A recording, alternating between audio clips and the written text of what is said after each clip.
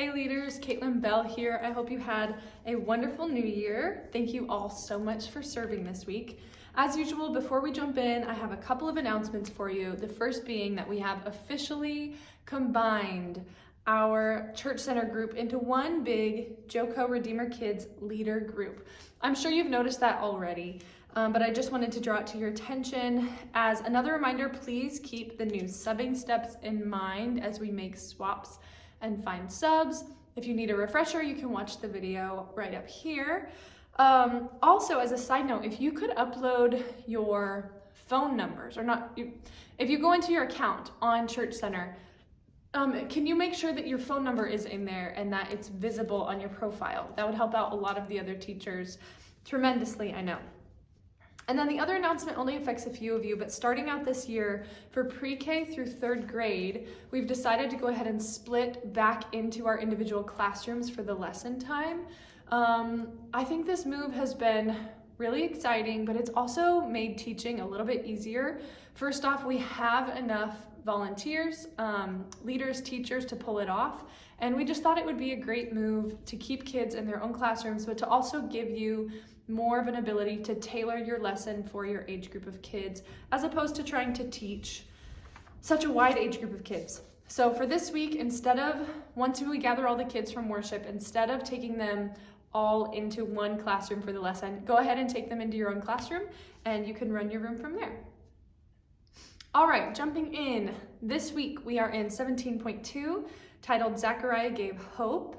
For some context, last week we talked about God being faithful to his promises as the Israelites were allowed to return home from captivity.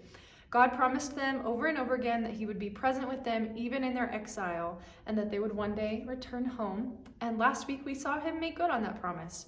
And we also last week talked a lot about how we, unlike God, often fail to keep our promises. But God can be trusted because he always does what he says he will do. So this week we are in 17.2, again, Zechariah gave hope, and we are learning about another promise of hope that God gives his people. This promise is about a new and better kingdom that comes with a new and better king. And that king we now know is Jesus, King Jesus. In the face of the struggle and discouragement as the people returned home and then began rebuilding, God gave them hope. And we can have the same hope today because of Jesus. I think this lesson actually fits really well with our big picture question for this unit, which is, can God be trusted? Yes, God cannot lie or ever be wrong, so we can trust whatever he has said. I imagine sometimes during captivity, those 70 years, it may have been really hard to trust God and believe that he was going to do what he said. It may have seemed like he wouldn't do what he promised, but he can be trusted. He always fulfills his promises. I think if the kids walk away with one thing this week, let's let it be that. Can God be trusted? Yes, he always does what he says. So how do we help our kids engage with this question? For our babies and toddlers, let's remember to sing and pray over them. They will slowly start to pick up on what we repeat. So let's try to make a practice of saying God is faithful over and over to them. They may just take it home with them and then repeat it to their parents and become a special little moment with them. Rachel Jorgensen just sent me a couple weeks ago a video of her little boy saying, "The Bible is true. The Bible is true." It was so encouraging to me, and I hope it blows some wind in your sails as you speak truth over them and teach them that the Bible is absolutely true. You can remind them this week that God is faithful. We can trust God. Our babies and toddlers rooms could also shorten our big picture question, where you could just ask them a lot of times, can God be trusted? And then prompt them to respond with a big resounding yes, get really excited about it. We did that in the pre-K room last week and they did really well. I asked them, can God be trusted? And then we all shouted, yes. And then I asked them why. And we talked about God always keeps his promises. So can God be trusted? Yes. Why? God always keeps his promises. We just did that a couple times and they had a lot of fun with it, just being loud and excited about it.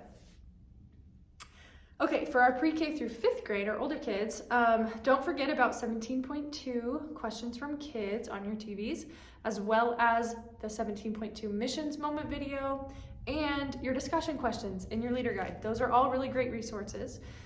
But aside from those, here's an activity that I came up with that I thought might help the lesson stick a little bit. And it's a game you could just call like, what do you hope for? It's not that complicated, or even a game really, but hopefully your kids have fun.